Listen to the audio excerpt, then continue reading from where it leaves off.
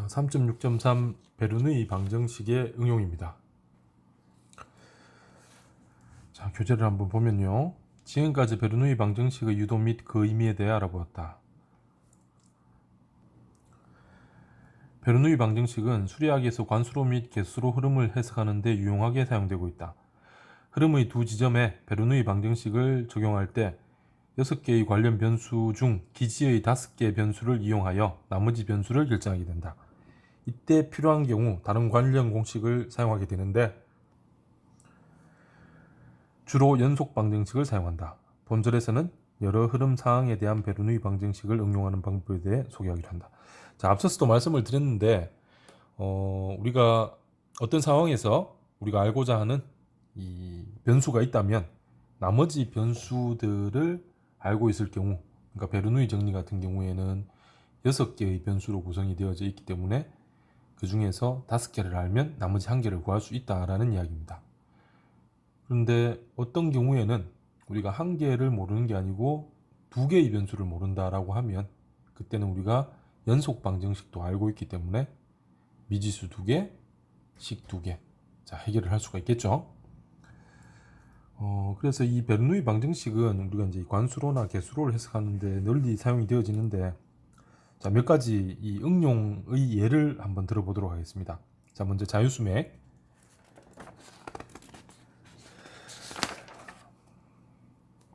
자, 이 자유수맥 같은 경우에는 자, 나중에 우리가 이제 이 관수로 흐름에서 이 부분도 또 다시 다루게 될 텐데 먼저 한번 이야기를 해보면, 자, 베르누이 정리의 응용입니다. 첫 번째, 자유수맥이라고 되어져 있는데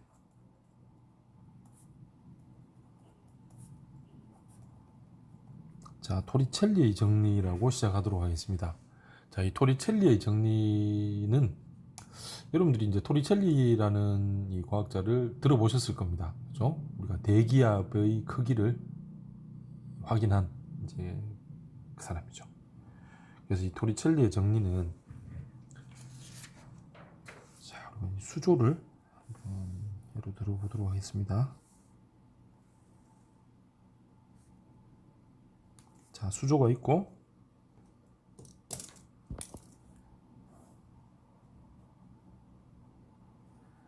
자, 물이 이렇게 담겨져 있는데, 자, 이 수조에 구멍이 나 있죠. 구멍이 나 있고 이쪽으로 물이 유출이 되고 있습니다.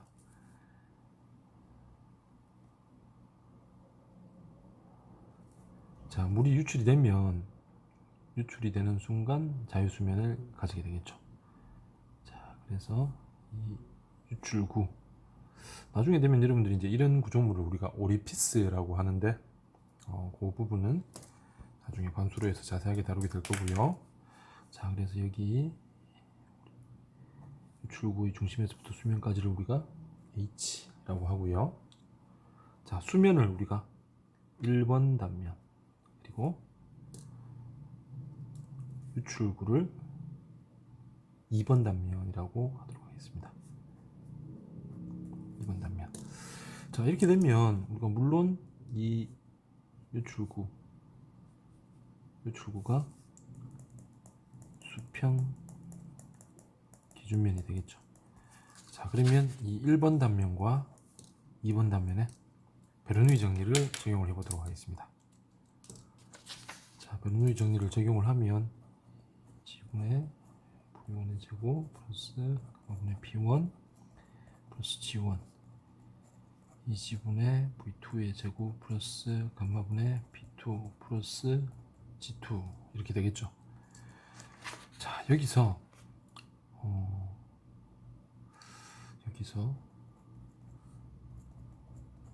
자, 먼저 V1 같은 경우에는 뭐라고 했습니까?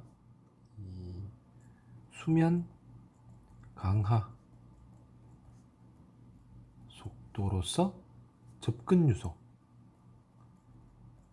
이야기를 했죠. 그래서 얘는 0이라고 볼 수 있고요. 그 다음에 V2 같은 경우에는 유출 속도 V가 있겠죠. 그죠? 물이 빠져나가는 속도가 분명히 있을 겁니다. 그죠? 자, 그 다음에 P P1 같은 경우에는 자, P1은 뭡니까? 대기압이죠. 자유수면이니까. P2도 마찬가지입니다. 유출되는 순간 대기와 접하게 되고, 그래서 얘도 0. 그 다음에 G1은 G2가 수평 기준면이니까 G2는 제로가 될 것이고 G1은 H가 되겠죠. 자, 이렇게 되면 V1은 제로, P1 제로, 그죠? 자, V2는 있고, 그 다음에 P2도 제로, 그 다음에 G2는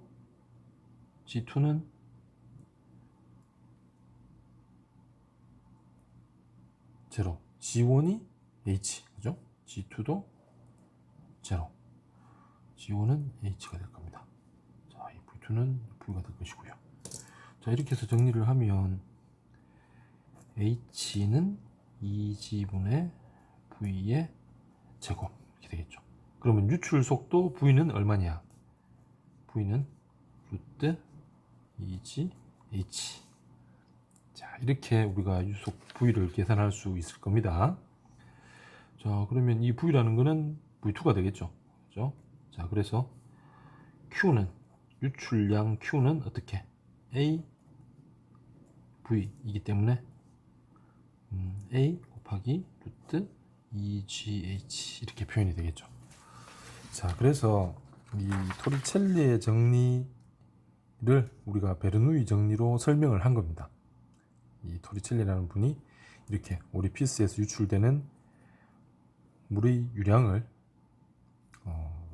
이렇게 정리를 했는데, 이걸 우리가 베르누이 정리를 이용해서 다시 확인을 해본 거죠. 자, 베르누이 정리의 응용 첫 번째 토리첼리의 정리. 자, 교재에서 이런 자유수맥으로 소개가 되어져 있는데, 자, V는 루트 2GH, 그죠? 자, 그래서 예제를 보시면, 자, 여기서 루트 2GH에 적용을 해서 구해주면 됩니다. 자, 이 문제는 여러분들이 어렵다고 할 수 있는 문제는 아니기 때문에 한번 풀어보시고요. 자, 그 다음에 3.11은 풀지 마시기 바랍니다.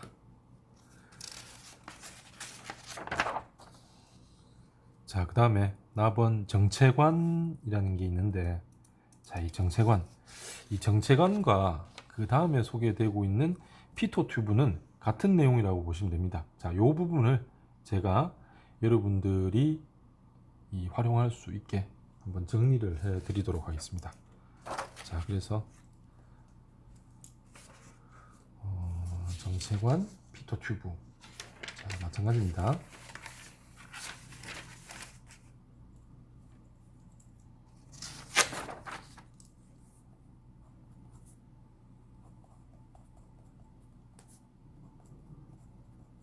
피토 튜브. 자, 우리가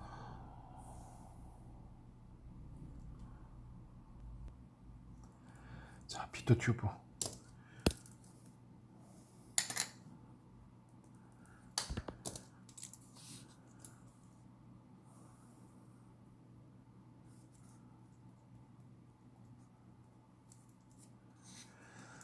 자, 물이 흐르고 있습니다. 물이 자, 이렇게 V가 형성이 되어져 있는데, 자, 여기에 우리가 관을 하나 넣었다라고 가정을 하도록 하겠습니다. 자, 관을 넣었는데 이 관이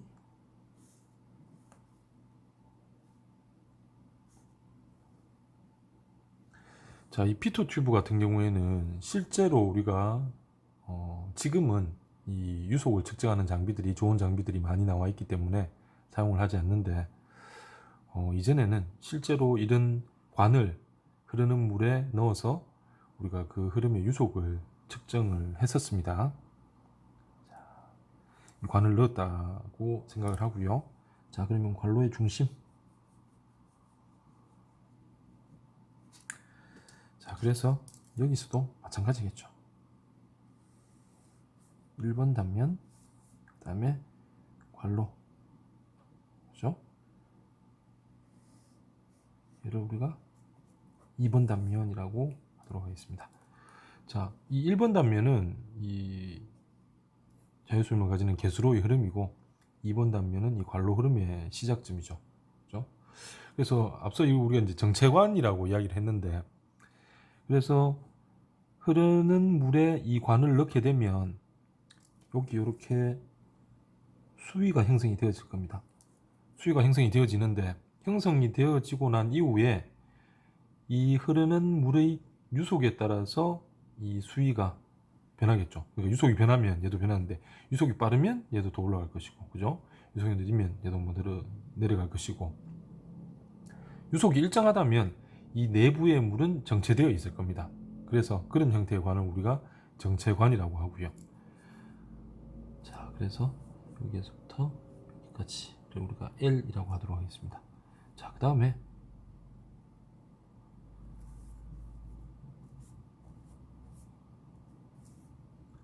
자, 얘는 물론 H가 될 텐데 1번 단면에서 이 흐름의 중심까지를 우리가 G1이라고 하고 관로의 중심까지를 G2라고 하도록 하겠습니다. 자, 그래서 1번 단면과 2번 단면에 베르누이 정리를 적용해 보면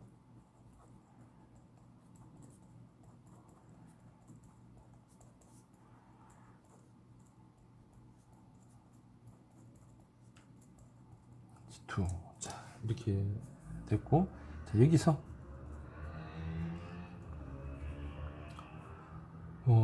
V1 같은 경우에는 흐름의 유속이 존재를 하겠죠, 그죠?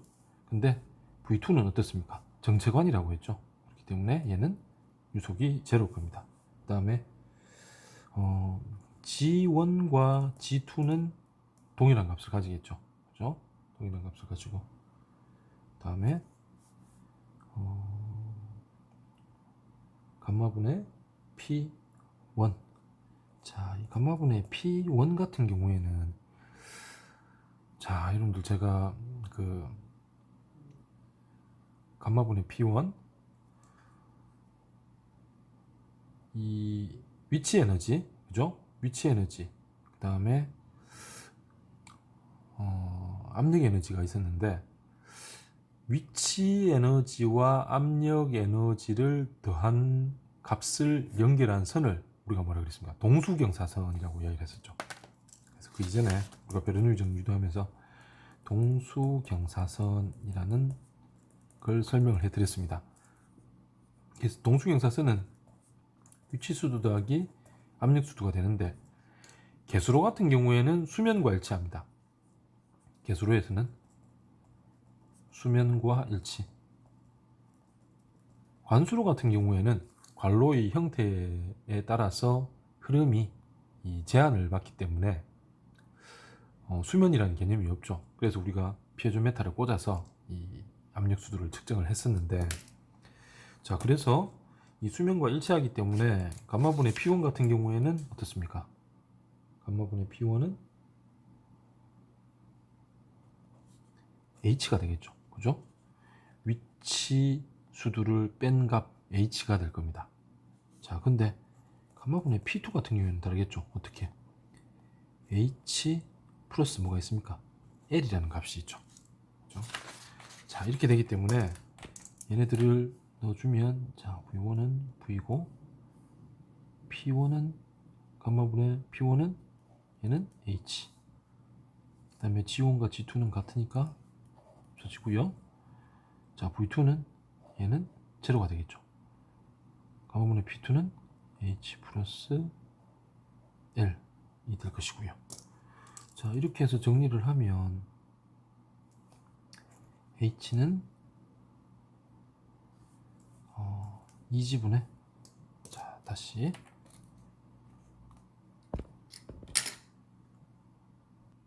자, 정리를 하면 2지분의 V의 제곱 플러스 H는 H 플러스 L이 되겠죠. 자, 그러면 여기서 다시 H는 없어지고, 그러면 V는 루트 2G L이 되겠죠. 물론 이게 이 토리첼리의 정리와 거의 유사한 형태입니다. 근데 뭐 쓰임새 활용하는 방식이 다르기 때문에 소개를 해드렸는데, 자, 그래서 이 피터 튜브 같은 경우에는 흐르는 물에 우리가 유리관을 뭐 유리관 어떤 형태의 관이든 이 L을 측정할 수만 있으면 될 겁니다. 관을 넣어서 이 그 관에 형성된 수위를 측정해서 유속을 구할 수 있는. 자, 이렇게 되면 마찬가지죠. Q는 어떻게 됩니까? AV가 되겠죠, 그죠? AV니까 유량 Q까지도 우리가 구해낼 수 있는 그런 베르누이 정리의 활용이 되겠습니다. 자, 여러분들 예제 3.12는 자, V는 루트 2GL이라는 거 한번 풀어보시고요. 자, 피터 튜브에 있는 예제 3.13 또 마찬가지죠. 자, 얘는 여러분들 굳이 안 풀어보셔도 될 것 같습니다. 자, 그 다음에 라번 벤츄리미터입니다. 자, 교재에서도 이 벤츄리미터라는 이 장치가 소개가 되어져 있는데 실제로 이 벤츄리미터의 원리를 이해할 수 있는 형태로 해서 제가 여러분들께 설명을 드리도록 하겠습니다.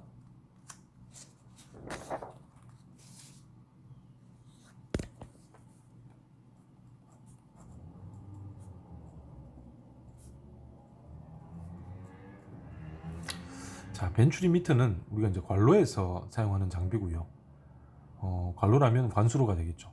관수로에서 사용하는 장비인데 관로의 일부분을 축소시켜서 그 관로에 흐르는 유량을 측정하는 장치입니다. 그러면 관수로에서는 벤츄리미터가 쓰이고 개수로에서도 똑같은 원리를 이용해서 벤츄리 플룸이라는 게 사용이 되어지고요. 자, 그래서 여기서는 벤츄리미터에 대해서 말씀을 드리도록 하겠습니다. 자, 관로의 일부분을 축소시킨다고 했으니까 자, 이렇게 축소를 시킬 수가 있겠죠.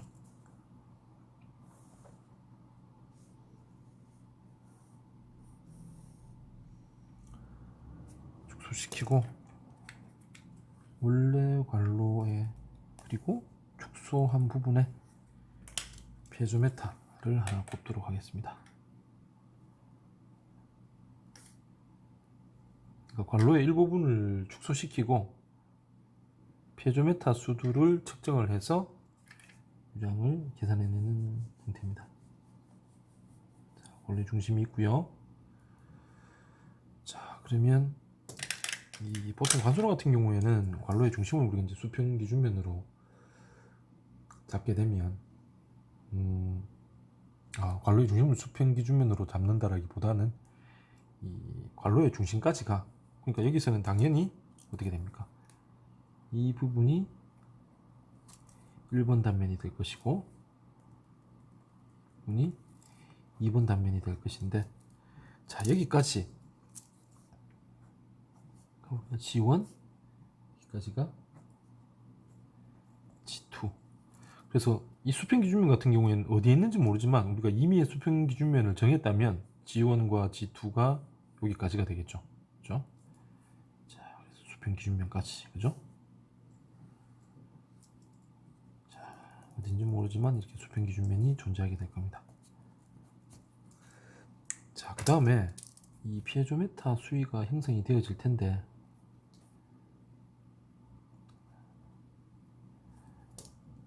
자, 이 차이를 우리가 H라고 하겠습니다. 자, 그러면 여기까지가 위치 에너지이기 때문에 어떻습니까? 여기까지가, 여기서부터 여기까지는 어떻게 감마분의 P1이 되겠죠. 그러면 감마분의 P2가 될 겁니다. 자, 이렇게 해놓고 1번 단면에 A1, V1 있을 거고요. 2번 단면에 A2, V2가 있겠죠. 자, 이렇게 해서 1번 단면과 2번 단면에 역시 베르누이 정리를 한번 적용을 해보도록 하겠습니다.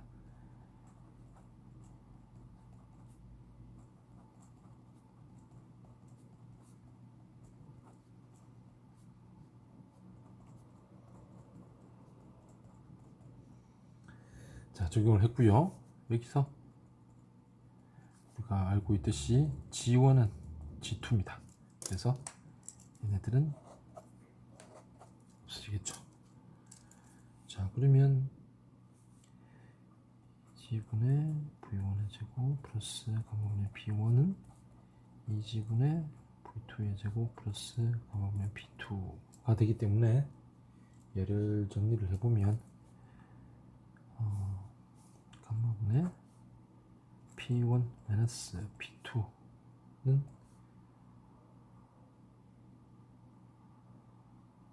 2G분의 V2의 제곱 마이너스 V1의 제곱. 자, 이렇게 정리가 되겠죠. 자, 근데 여기서 이 감마분의 P1 마이너스 P2는 어떻게 됩니까?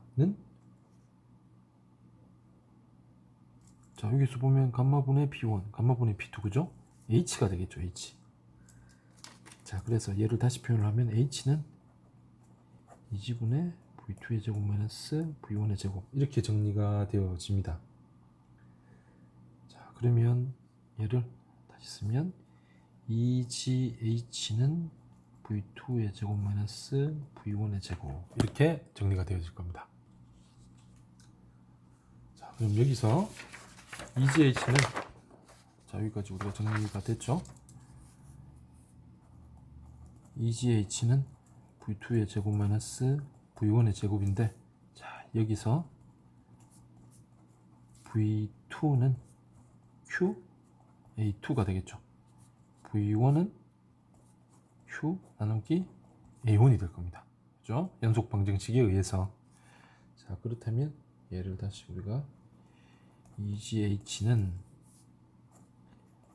A2분의 Q 제곱 마이너스 A1분의 Q 제곱, 이렇게 정리를 할 수 있을 겁니다. 자, 그러면 얘를 다시 써보면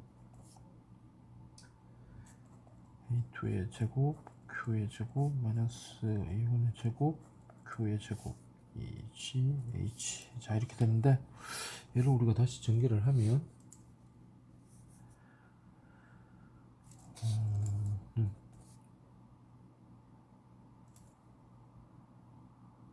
A1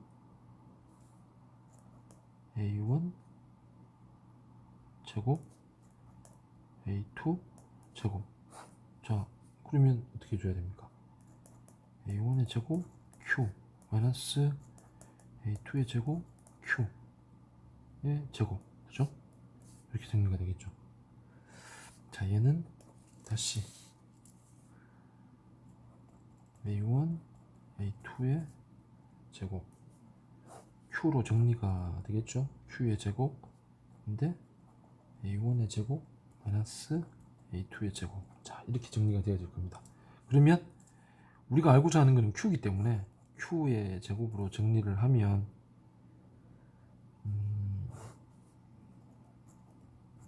2GH A1 A2의 제곱 A1의 제곱 마이너스 A2의 제곱. 자, 이렇게 정리가 되겠죠. 이제 Q의 제곱이니까 Q로 하면, 따라서 Q는 됐습니까? 루트 2GH. 자, 루트 2GH라는 형태는 V에 해당하는 형태죠. 그죠? 우리가 토리첼리의 정리나 피터 튜브에서 V는 루트 2GH로 정리가 되어졌었는데, 그럼 A에 해당하는 부분이 괄호의 일부를 축소시켰기 때문에 그 축소한 만큼 고려를 해준 겁니다. 그래서 A1 A2 루트 A1의 제곱 마이너스 A2의 제곱. 자, 이렇게 정리가 되어질 겁니다. 그래서 우리가 이 벤츄 리미트를 이용해서 Q를 이렇게 정리를 해줄 수가 있습니다. 자, 그래서 여러분들이 이 벤츄 리미터를 이용해서 Q를 구하는 방법 정도는 기억을 해 두시는 게 좋습니다. 자, 그리고 여기서 여러분들이 하나 더 알아두셔야 될 게,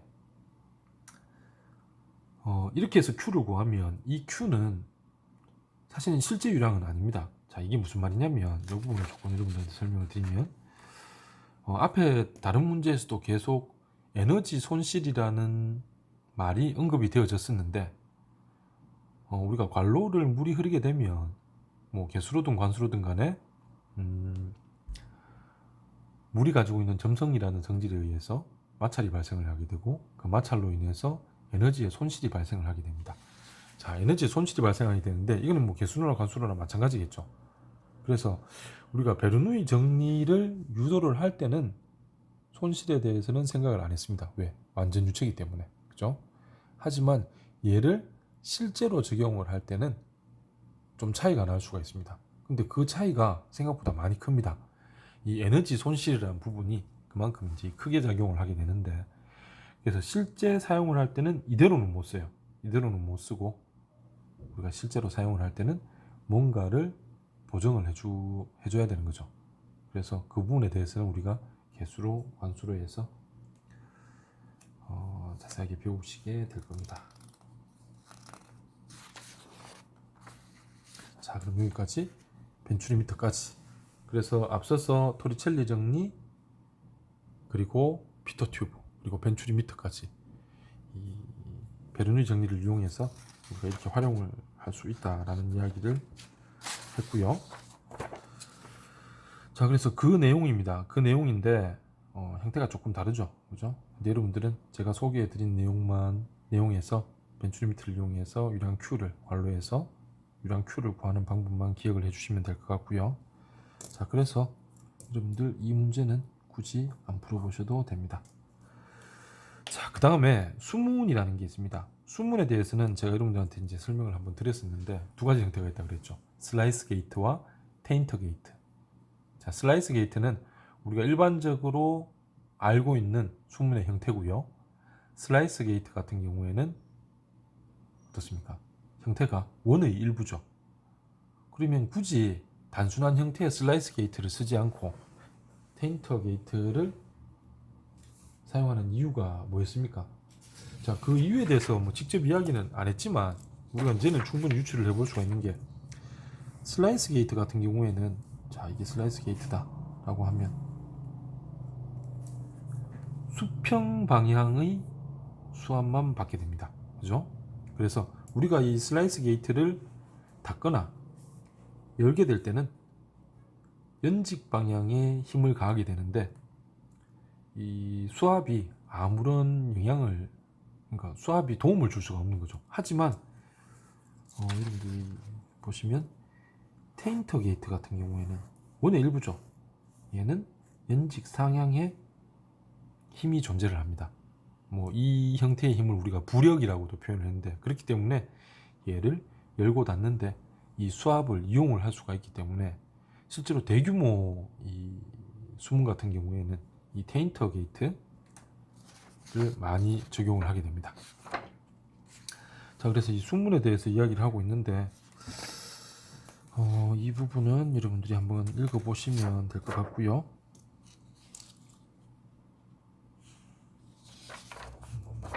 자, 그러면 제가 곱하기를 하도록 하겠습니다. 자, 지금 보지 마시고요. 예제 3.15도 보지 마시기 바랍니다. 자, 그 다음에 밥은 에너지 출입에 따른 베르누이 방정식입니다. 자, 에너지 출입에 따른 베르누이 방정식인데 지금까지는 에너지의 출입이 없는 시스템에 대해 베르누이 방정식을 적용하였다. 하지만 에너지 방정식을 적용하는 두 단면 사이에 펌프나 터빈이 설치되어 있는 경우 시스템과 외부로부터 에너지의 출입이 발생하게 된다. 자, 그래서 여기서 말하고 있는 에너지의 출입에 따른 베르누이 방정식이란 말은 뭐냐면 관수로에서 특히 우리가 이제 펌프, 여러분들 아실 겁니다. 그죠? 에너지를 가하게 되는 거죠. 그럼 외부로부터 에너지가 작용을 하게 되는 겁니다. 자, 그래서 여러분들 여기 보시면 그림 3.6.11에 펌프, 그죠? 터빈. 그러니까 이 펌프 같은 경우에는 펌프를 통해서 물을 우리가 양수를 하는 거고, 터빈 같은 경우에는 떨어지는 낙차를 이용해서 발전을 하는 겁니다. 자, 요 내용은 여러분들이 2학기 때 관수로에서 자세하게 다루게 될 겁니다. 그렇기 때문에 자, 이 부분은 2학기로 넘기도록 하겠습니다. 자, 당연히 예제 3.16도 지금은 여러분들이 안 풀으셔도 되고요.